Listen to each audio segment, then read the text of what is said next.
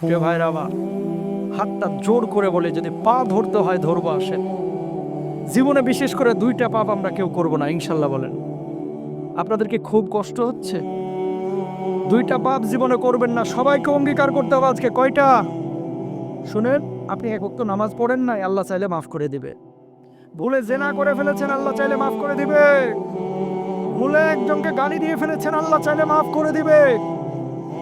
ভুলে ফজরের নামাজে জাগতে পারেন নাই বা ইচ্ছে করে জাগেন না একদিন, আল্লাহ চাইলে মাফ করে দিবে। রোজা একটা করেন না, আল্লাহ চাইলে মাফ করে দিবে। 2টা গুনাহ এমন আছে যেটা আল্লাহ কখনো মাফ করবে না। কয়টা? 1 নাম্বার হচ্ছে বান্দার হক নষ্ট করা, 2 নাম্বার হচ্ছে শিরিক করা। প্রিয় ভাইরা আমার, কলিজার টুকরারা আমার, খবরদার ভাইয়ের সম্পদ হয়ে ভাইয়ের সম্পদ নষ্ট করেন না, ভাই হয়ে ভাইয়ের সম্পদ নষ্ট করেন না, ভাই হয়ে বোনের সম্পদ মেরে দিয়েন না, আরেকজনের হক নষ্ট করে আরেকজনের জমি দখল করেন না। আল্লাহর কসম করে বলে, কিয়ামতের ময়দানে আপনি মাপ পাবেন না। বিশ্বনবী বসে আছেন এইভাবে, আল্লাহর নবীর কাছে একজন সাহাবীর লাশ আনা হলো। নবীজিকে বলা হলো, গো নবীজি, তার জানাজার নামাজটা পড়ায় দেন। আল্লাহর নবী বললেন, না, তার জানাজার নামাজ আমি পড়াবো না। সাহাবীরা বললেন, গো নবীজি, কেন তার জানাজার নামাজ আপনি পড়াবেন না? রাহমাতুল লিল আলামিন বিশ্ব নবী সাল্লাল্লাহু আলাইহি ওয়াসাল্লাম বললেন, ওই ব্যক্তি ছিল ঋণগ্রস্ত, ঋণ পরিশোধ করে নাই, এই কারণে আমি নবী তার জানাজার নামাজ পড়াবো না। বলুন আল্লাহু আকবার।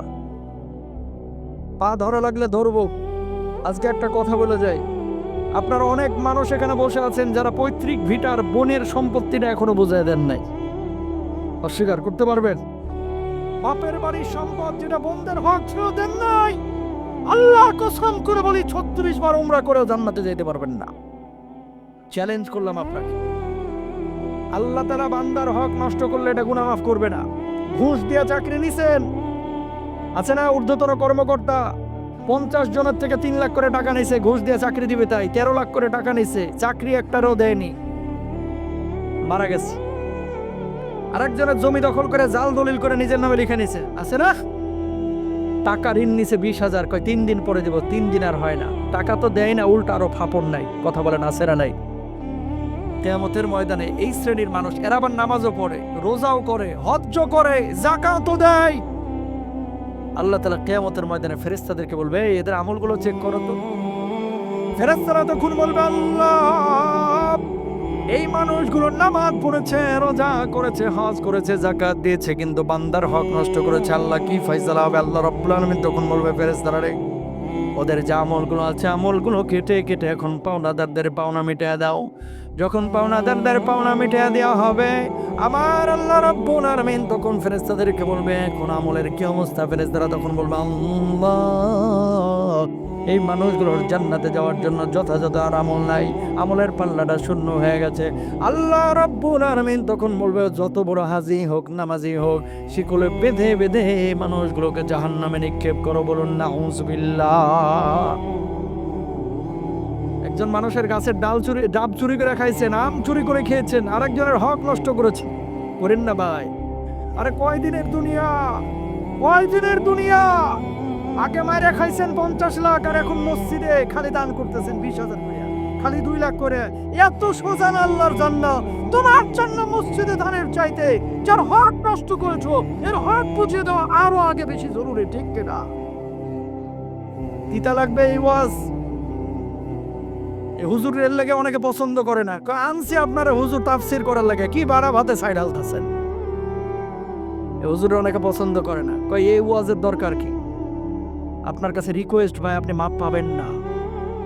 আপনি যত বড় মুফতি নিয়ে আসেন, হক মারার গুনাহ শুধু তওবা দিয়ে আল্লাহ মাফ করে। ও বাঁচতে কইতেছেন কেন? হক মারার গুনাহ শুধু তওবা দিয়ে আল্লাহ মাফ করে। মাফ তখনই পাবেন যার হক মারছেন এর হকটা বুঝিয়ে দিবেন, অথবা ও যখন আপনারা মাফ করে দিবে। কেন আপনি বুঝেন না? নামাজ যে ফরজ, এটা আছে কোথায় কোরআনে? সবাই বলেন, নামাজ ফরজ আছে কোথায়? হজ ফরজ আছে কোথায়? রোজা ফরজ আছে কোথায়? নামাজ, রোজা, হজ, যাকাত যে কোরআন আল্লাহ ফরজ করেছে, বান্দার হক নষ্ট না করা, ওই আল্লাহ ওই কোরআনই ফরজ করেছে। সুবহানাল্লাহ করেন। কিন্তু আমরা বুঝি না। আগে আকাম কুকাম হারাম টারাম সব খাইছে, এখন আইসা মনে করেন মসজিদের ছাদটা ঢালাই দিয়ে দিছে। আছে না? অস্বীকার করতে পারবেন বাংলাদেশে যত মসজিদ আছে, না হলে 15 থেকে 20% মসজিদের কমিটির মধ্যে ভূত আছে। ভূত হয় সুদ খায়, না হলে ঘুষ খায়। আছে না নাই? হুজুর এখন খায় না, আগে খাইছি। তো আগে যে খাইছেন ওটার খেসারত কিভাবে দিবেন? হক মারার গুনাহ তো আল্লাহ মাফ করবে না। তাহলে কি করতে হবে? যাদের হক নষ্ট করেছেন এদেরকে খুঁজে বাইর করে হকগুলো আগে বুঝাইতে হবে। বোনেরা বাপের বাড়ির সম্পদ চাইতে এলে কয়, কিরে জরিনার মা, বাপের বাড়ির সম্পদ নিতে হয় না, এই যে আসছিস যাচ্ছিস খাচ্ছিস বসছিস এটাই তো ভালা, বাপের বাড়ির সম্পদ নিস না। আছে না? এদিকে বোনদের সম্পদ দেয় না, ওইদিকে প্রতি বছর উমরা করছে। তোমার উমরা মক্কা শরীফে দাফন হবে, বাংলাদেশে আর আনতে হবে না। জান্নাত এত সোজা না। হক বুঝা দিবেন তো ইনশাল্লাহ। মনে রাখবেন, হারাম যেদিন থেকে খাবেন আরাম তুলে নেবে কে? এলাকা ইমাম সাহেবের বেতন দেন 10,000, একটা রিক্সাওয়ালা, অটোওয়ালা, সিএনজিওয়ালা টাকা কামায় 15,000 20,000। কই ঘুমেতে কোনো ঝামেলা নাই ওদের, ট্যাবলেট খায় ঘুমানো লাগে না। আর গরুর গোশত ও মাশাল্লাহ 1 কেজি দিলে ওটা হজম করে ফেলতে পারে। কুমিল্লার রসমালাই ও 1 বাটি খাইতে পারে, কোনো সমস্যা নাই। হারাম খাওয়া শুরু করবেন, ডাক্তার কইবে হাফ কাপের বেশি ভাত খাইতে পারবেন না। রসমালাই খাবেন আপনি, সম্ভবই না। কারণ নানাবিধ শরীরে অসুস্থতা দিয়ে দিবেন কে? জোরে বলেন কে? মানুষের অশান্তি হয় কেন জানেন? 5টা কারণে। কয়টা বলেন? কয়টা? জোরে বলেন কয়টা? এবং মুহাদ্দিসিনরা বলছেন এই 5 কারণে দেশের মধ্যে সমাজের মধ্যে দুর্ভিক্ষ আসে। আল্লাহু আকবার কর। সংক্ষেপে বলে দিই। 1 নাম্বার, আল্লাহর নবী বিশ্বনবী সাল্লাল্লাহু আলাইহি ওয়াসাল্লাম বলছেন, লাম তাদহারিল ফাহিশাতু ফি কওমি কদ্দুন হাত্তা ইয়ালিনু বিহা ইল্লা ফাশা ফাহিমুত তাউন। কোন সমাজের মধ্যে যখন অশ্লীলতা বেড়ে যাবে, জিনা ব্যভিচার বেড়ে যাবে, ওই সমাজের মধ্যে নিত্য নতুন রোগ ঢুকায় দিবে। এমন রোগ আল্লাহ রাব্বুল আলামিন দিবেন যে রোগগুলো সম্পর্কে কোনো মানুষ কখনোই জানতো না। করোনা, কথা কন না কেন? এমন রোগ আল্লাহ রাব্বুল আলামিন দুনিয়ার বুকে দিয়ে দিবেন, আপনি মাজার ব্যথায় ঘুমাইতে পারতেছেন না, ডাক্তার রোগ ধরতে পারে না। বুকের ব্যথায় ঘুমাইতে পারেন না, ডাক্তার রোগ ধরতে পারবে না। অদৃশ্য নিত্য নতুন রোগকে আল্লাহ রাব্বুল আলামিন আপনার আমার উপরে চাপায়া দিবেন যখন অশ্লীলতা বেড়ে যাবে। বলুন নাউযুবিল্লাহ। 2 নাম্বার, আল্লাহর নবী বলছেন, ওয়ালাম ইয়ানকুসুল মিকয়ানা ওয়াল মিজানা ইল্লা উখিদু বিসসিনিনা ওয়া শিদ্দাতিল মাউনাতি ওয়া জাওরিস সুলতানি আলাইহিম। কেউ যখন মাপে কম দিবে, ওজনে কম দিয়ে হারাম উপার্জন করবে, মানুষকে যখন ঠকাবে, আল্লাহ রাব্বুল আলামিন ওই সমাজের উপরে দুর্ভিক্ষ দিবেন, ওই সমাজ থেকে শান্তি তুলে নেবেন। আর আল্লাহ রাব্বুল আলামিন ওই হারামখোরদের আরামকেও তুলে নেবেন। বলুন নাউযুবিল্লাহ। কয় নাম্বার গেল? 3 নাম্বার। ও কুমিল্লায় তো কেউ ওজনে কম টম দেয় না, আছে না ভাই? সব জায়গায় আছে ভালো মন্দ, ঠিক আছে। কিছু বিক্রেতা ক্রেতা আছে, যখন কিনে তখন পয় পয় করে হিসাব করে নেয়, আর যখন বেচে তখন কি করে? খালি 100 গ্রাম 150 গ্রাম মাইরা দেয়। আছে না নাই? 2 নাম্বার। 3 নাম্বার, ওয়ালাম ইয়ামনাউ যাকাতা আমওয়ালিহিম ইল্লা মুনিআল কাতরা মিনাস সামা। এদিকে তাকান, যখন যাকাত দেওয়া অস্বীকার করবেন, আকাশের বৃষ্টি বন্ধ করে দিবে কে? খেয়াল করছেন কিনা দেখেন। এই যে আপনার বর্ষাকালে বাংলাদেশে এখন কিন্তু পর্যাপ্ত বৃষ্টি নাই। শীতকালে বৃষ্টি হচ্ছে, গরমকালে গরম বেশি, শীতকালে শীত বেশি, মানে আবহাওয়ার কোনো সিস্টেমই নাই এখন। সৌদি আরবে বৃষ্টি হইতো না, এখন প্রচন্ড বৃষ্টি হচ্ছে। শুনছেন না? আজকের নিউজ, আজকে ওমানে আইস পড়তেছে, আইস। নবীজির একটা হাদিস শুনেন, কিয়ামতটা আসলে বেশি দূরে না। লা তাকুমুস সাআহ হাত্তা তাউদা আরদুল আরবি মুরুজা ওয়া আনহারা। ততক্ষণ পর্যন্ত কিয়ামত হবে না যতক্ষণ পর্যন্ত গোটা আরব উপদ্বীপ সবুজ শ্যামল না হবে। এই আরব উপদ্বীপে, সৌদি আরবে, কাতারে, বাহরাইনে, দুবাইয়ে, ওমানে নহর তৈরি না হবে ততক্ষণ পর্যন্ত কিয়ামত হবে না। বর্তমান সময়ে সৌদি আরবে আপনারা নিউজগুলো দেখেছেন, সৌদি আরব কিন্তু সবুজ শ্যামল হয়ে যাচ্ছে, ঠিক কিনা? ওমানে বৃষ্টি হচ্ছে, 6 দিন 7 দিন ওইদিকে বৃষ্টি হয়, বাংলাদেশে বৃষ্টি নাই। সরিষার ফুলে গোটা সৌদি আরব ছেয়ে গেছে। আলহামদুলিল্লাহ বলে। আমি বলছি না যে কিয়ামত 2030 সাল বা 34 সালে হয়ে যাবে, কিন্তু কিয়ামতের আলামতগুলো একটা একটা করে প্রকাশ করে দিচ্ছেন আমার আল্লাহ সুবহানাহু ওয়া তাআলা। তো দেখেন, যাকাত দেওয়া যখন বন্ধ করবেন, আকাশের বৃষ্টি বন্ধ করে দিবেন কে? আল্লাহ। আকাশের বৃষ্টি যখন বন্ধ হয়ে যাবে তখন কিন্তু ফসলাদি আপনি কিন্তু সেচ কাজ করে পর্যাপ্ত উৎপাদন করতে পারবেন না। তখন সয়াবিনের দাম এমনি বেড়ে যাবে, চিনির দাম এমনি বেড়ে যাবে, চালের দাম এমনি বেড়ে যাবে। সুতরাং আকাশের বৃষ্টি যদি বাড়াইতে চান, দুই কাজ করতে হবে। কয় কাজ? আরো জোরে, কয় কাজ? 1 নাম্বার বেশি বেশি যাকাত দিতে হবে, 2 নাম্বার বেশি বেশি ইস্তেগফার করতে হবে। সুবহানাল্লাহ কোন, আমার কথা না, কোরআনের কথা। আলহামদুলিল্লাহ কোন। তো যেখান থেকে কথা আসছিল যে দুর্ভিক্ষ, 3 নাম্বার গেল। 4 নাম্বার আল্লাহ রাসূল সাল্লাল্লাহু আলাইহি ওয়াসাল্লাম বলছেন ওয়ামা লাম তাহকুম আইম্মাতুহুম বিকিতাবিল্লাহ। 5 নাম্বার আল্লাহ রাসূল বলছেন ওয়ালাম ইয়ানকুদু আহাদাল্লাহি ওয়া আহাদা রাসূলি। আল্লাহর কিতাব অনুযায়ী যদি কেউ বিচার টিচার না করে, বিচার কার্য পরিচালনা না করে, আল্লাহ রাব্বুল আলামিন ওই জাতির উপরে গজব দিবে, দুর্ভিক্ষ দিবে, অশান্তি তৈরি করে দিবে। নাউজুবিল্লাহ বলেন। এরপরে বললাম আল্লাহর সাথে ওয়াদা ভঙ্গ যারা করবে। ওয়াদা ভঙ্গর মানেটা কি? আলোচনা কোথায় আছে একটু মাথায় রাখেন কিন্তু। অজামিনযোগ্য অপরাধ বলেছিলাম 2টা। কয়টা? 1 নাম্বার বান্দার হক নষ্ট করা। সেখান থেকে এই পয়েন্টগুলো বলে দিচ্ছি। আল্লাহ রাসূল সাল্লাল্লাহু আলাইহি ওয়াসাল্লাম বলছেন ওয়ালাম ইয়ানকুদু আহদাল্লাহি ওয়া আহদা রাসূলি। আল্লাহ রাসূলের সাথে যারা ওয়াদা ভঙ্গ করবে, আল্লাহ রাব্বুল আলামিন তাদের উপর অশান্তি, দুর্ভিক্ষ, গজব দিবেন। নাউজুবিল্লাহ কোন। মানুষ ওয়াদা ভঙ্গ করে কেমনে? মানুষ, আমরা তো জানি, আপনাকে একটা উদাহরণ দিলে বুঝতে পারবেন। সাহাবীরা পর্যন্ত অনেক সময় রাসূল আকরাম সাল্লাল্লাহু আলাইহি ওয়াসাল্লামের বিপক্ষে গিয়ে মুনাফিক হয়ে জাহান্নামে গেছে। নাউজুবিল্লাহ বলেন। এমন একজন সাহাবী হচ্ছে সালাবা বিন হাতিব। এভাবে নবীজি বসে আছেন, নবীজি বসে আছেন, সাহাবী এসে বলতেছেন ওগো নবীজি একটু আল্লাহর কাছে দোয়া করে দেন না। কয় কি দোয়া করব? কয় আল্লাহ যেন আমার ধনী বানায় দেয়। কি বানায় দেয়? ধনী। কয় কেন, আমার জীবন কি তোমার পছন্দ হয় না? কয় আল্লাহ নবী পছন্দ হয়, তারপরে আমি শিল্পপতি হতে চাই, টাকাওয়ালা হতে চাই, পয়সাওয়ালা হতে চাই। আর যদি আল্লাহ আমারে পয়সা দেয়, আমি দুনিয়ায় শুধু আল্লাহর জন্য কাজ করব, দ্বীনের জন্য কাজ করব। এলাকায় কিছু গরিব মানুষ আছে যারা আল্লাহর কাছে এই ওয়াদা করে, আল্লাহ 2 কোটি টাকার মালিক বানায় দাও, দেখো না কয়টা মসজিদ বানাই। কথা বলেন না কেন? 13 বছর 14 বছর বাচ্চা হয় না। আল্লাহরে বলো আল্লাহ কোনো মতে একটা ছেলে দাও, আল্লাহ কোরআনের হাফেজ বানাও। কথা কয় না দেখি। পরপর 3টা মেয়ে হয়েছে, কয় আল্লাহ একটা ছেলে দাও, আল্লাহ একটা, দেখো না আমি কি করি।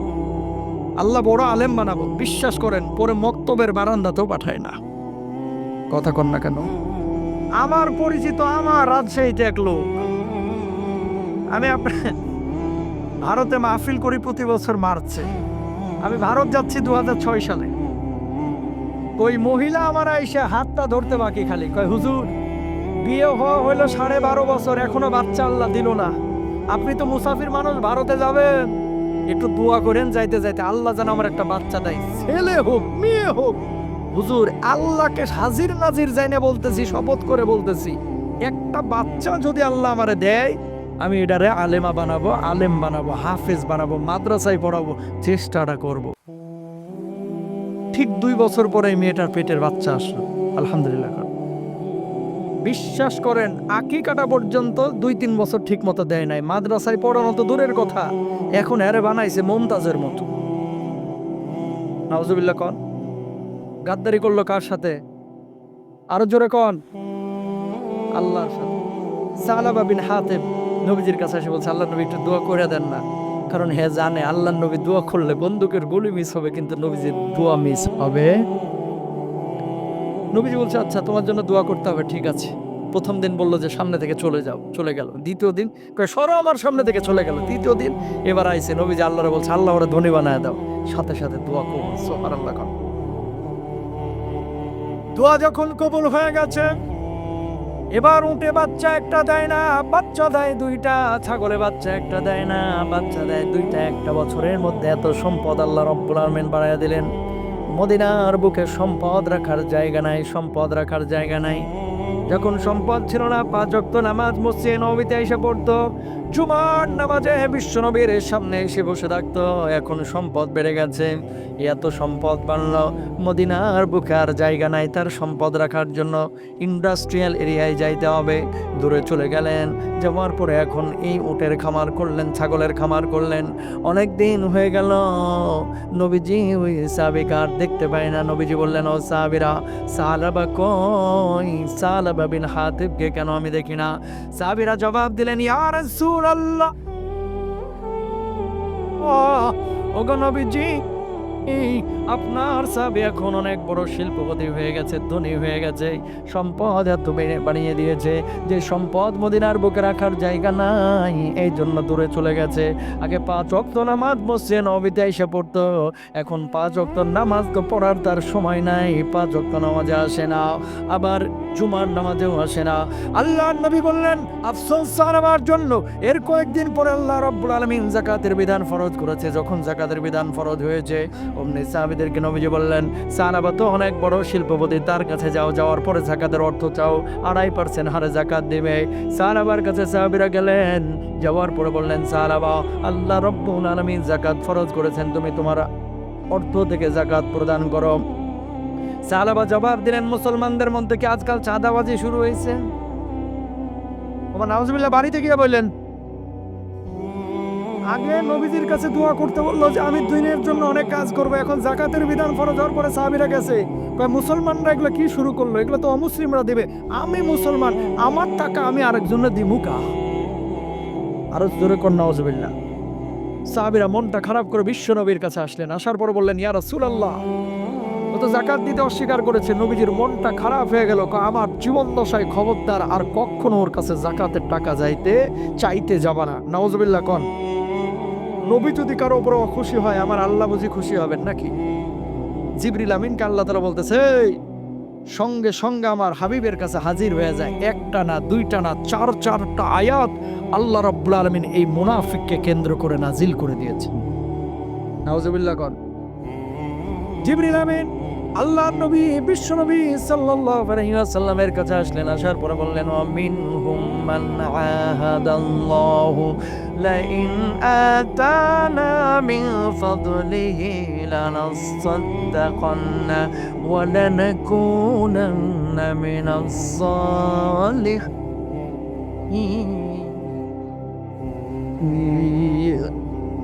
দুনিয়ার জিন্দগিতে এমন কিছু মানুষ আছে যারা আল্লাহর সাথে ওয়াদা ভঙ্গ করে। আল্লাহকে বলে, আল্লাহ সন্তান দাও, মাদ্রাসায় পড়াবো। আল্লাহ সন্তান দিল, এরপরে পড়া ইংলিশ মিডিয়ামে। আল্লাহকে বলে, আল্লাহ আমেরিকায় যদি গ্রিন কার্ড পায়, এলাকায় একটা মসজিদ বানায় দেব। খাল্লি বাল্লি আল্লাহরে তখন বুড়ি আঙ্গুলি দেখায়, কিসের মসজিদ বানানো, বরং চোখানা আমোদ ফুর্তি করে। আল্লাহকে বলে, আল্লাহ আমার ছেলেটা যেন অমুক কলেজে চান্স পায়, আল্লাহ ছেলে যদি ক্যান্টনমেন্টে চান্স পায়, আল্লাহ ছেলে যদি বুয়েটে চান্স পায়, আল্লাহ ছেলে যদি মেডিকেলে চান্স পায়, আল্লাহ ছেলে যদি আমেরিকার ভিসা পায়, আল্লাহ তোমার ঘরে আমি 2 লক্ষ টাকা দান করব। ছেলের জন্য ভালো বিশ্ববিদ্যালয়ের ব্যবস্থা হইলো, অমনি আল্লাহর সঙ্গে গাদ্দারি বেঈমানি করে। আল্লাহ তোমার মাল তুমি ব্যবস্থা করছো, আল্লাহ 2 লাখ টাকা দিয়ে তুমি করবা নাকি? নাউজুবিল্লাহ কম আছে না এরকম মানুষ? বহুত আছে। আল্লাহর সাথে যারা ওয়াদা ভঙ্গ করবে, আল্লাহ তাদের উপর অশান্তি ঢেলে দিবেন। নাউজুবিল্লাহ কম। এই যেখান থেকে কথাটা আসছিল প্রিয় ভাইরা আমার, অজামিনযোগ্য অপরাধ 1 নাম্বার হচ্ছে বান্দার হক নষ্ট করা। বান্দার হক নষ্ট করেন না। আপনি যত বড় হুমরা সুমরাই হন না কেন, মরতে কিন্তু আপনার হবেই ভাই। কত টাকার দরকার? আরে কবরেতেও টাকা নিয়ে যাইতে পারবেন না। ওই 4 পায়া খাটিয়াতে, ওই পালকিতে আপনার সর্বশেষ যাত্রা হবে আপনার কবর স্থানে। 3.5 হাত কেবিনে, যেই কবরটা শিল্পপতিরও হবে মাটির, যমুনা গ্রুপের এমডিরও হয়েছে মাটির, আপনার আমারও হবে এটি মাটিরই, ঠিক কিনা? বসুন্ধরা গ্রুপের মালিক দেখা কবরটা টাইলস বসানো হবে না, কিসের হবে? হ্যাঁ, ওপরে হয়তো বা টাইলস বসাইতে পারে, তাদের অনেক পয়সা। তো যেখান থেকে বলতেছিলাম কথাটা, বান্দার হক আমরা কেউ নষ্ট করব না ইনশাআল্লাহ। 2 নাম্বার আসেন অজামিনযোগ্য অপরাধ হচ্ছে শিরকের গুনাহ। কিসের গুনাহ? রাব্বুল আলামিন বলছেন ইন্নাল্লাহা লা ইয়াগফিরু আন ইউশরাকা বিহি ওয়া ইয়াগফিরু মা দুনা যালিকা লিমান ইয়াশা।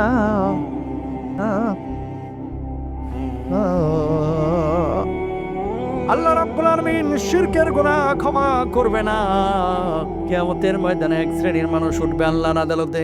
এই মানুষগুলো হাস্যোজ্জ্বল চেহারা নিয়ে উঠবে। খুব মনোযোগ দিয়ে শুনেন। এই মানুষগুলো নামাজ পড়েছে, রোজা করেছে, হজ করেছে, যাকাত দিয়েছে, আবার শিরকও করেছে। এই মানুষগুলো চিন্তা করবে নামাজ রোজা তো করেছে, আজকে জান্নাতে আমি যাব।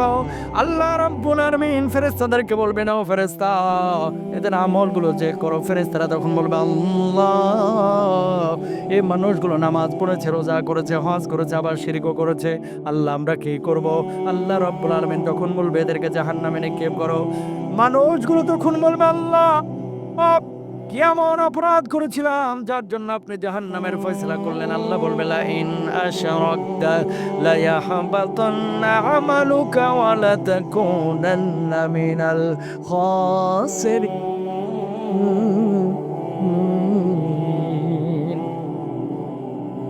তুই যে শিরিক করেছিলি, শিরকের কারণে আমি আল্লাহ রাব্বুল আলামিন তোর একটা নামাজও কবুল করি নাই, একটা রোজাও কবুল করি নাই, একটা হজ্জও কবুল করি নাই, সমস্ত আমলগুলো নষ্ট হয়ে গেছে। নাউজুবিল্লাহ কোন। শিরিক দুই ধরনের। কয় ধরনের জোরে বলেন? অজামিনযোগ্য অপরাধের কথা বলছি ভাই, যেটা আল্লাহ ক্ষমা করবে না। এই অপরাধ, এক নাম্বার বান্দার হক নষ্ট, দুই নাম্বার হচ্ছে এই শিরিক করা। শিরিক দুই ধরনের, শিরকে জালি, শিরকে খাফি। একটা হচ্ছে বড় শিরিক আর একটা হচ্ছে ছোট শিরিক। বড় শিরিক কোনটা? হিন্দুরা মূর্তি পূজা করে, এটা তাদের বিষয়। খেয়াল করেন, হিন্দুরা মূর্তি পূজা করে, এটা কিসের বিষয়? তাদের বিষয়। হিন্দুরা করে মূর্তির পূজা, আর বাংলাদেশে কিছু মানুষ আছে করে বাবার পূজা। কথা কন না কেন? কুমিল্লায় আছে না নাই?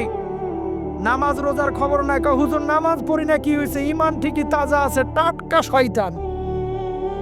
নামাজ না পড়লে ইমান তাজা থাকে না? থাকে না। আবার গানও বলতেছে, কয় কিরামান কাতিবিন রোজা হাশরের দিন আল্লাহর দরবারে যদি করে অভিযোগ, আমি বলবো দুনিয়ায় ছিলাম খাজা বাবার লোক। খালি কইয়া দেখিস।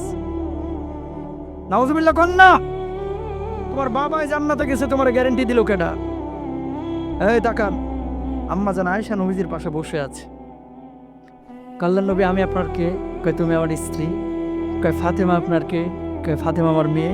কয় নবীজি আমি আপনার স্ত্রী, আপনার ফাতেমা আপনার মেয়ে। ফাতেমা আয়েশা কি কিয়ামতে কোনো ফ্যাসিলিটি পাবে না নবীর স্ত্রী হিসেবে?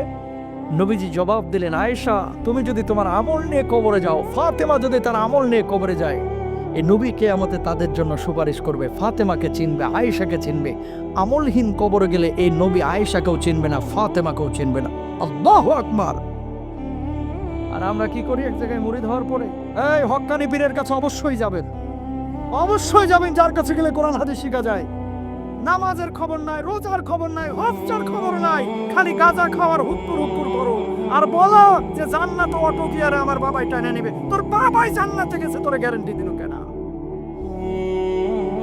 বিশ্বাস করা যাবে? কথাগুলো একটু বললাম আক্রমণাত্মক ভাবে, মাইন্ড করেন না।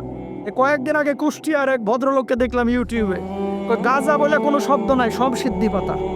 তার মানে বোঝাইতে যাচ্ছে গাঁজা খাওয়া হালাল। আউযুবিল্লাহ কম। এগুলো করা যাবে? দেখেন কোরআনের দলিল নেন। আমি কিন্তু প্রত্যেকটা কথায় কিন্তু দলিল দেওয়ার চেষ্টা করতেছি। কোরআন আল্লাহ তাআলা কি বলতেছে? রব্বুল আলামিন বলছেন ইয়াউমা লা ইয়ানফাউ মালুন ওয়ালা বানুন। কেউ কারো কোনো উপকার আসবে না কিয়ামতের দিন। ইয়াউমা ইয়াফিরুল মারউ মিন আখিহি ওয়া উম্মিহি ওয়া আবিহি ওয়া সাহিবাতিহি ওয়া বানিহি লিকুল্লি ইমরিইম মিনহুম ইয়াউমা ইযিন শাআনুন ইউগনি।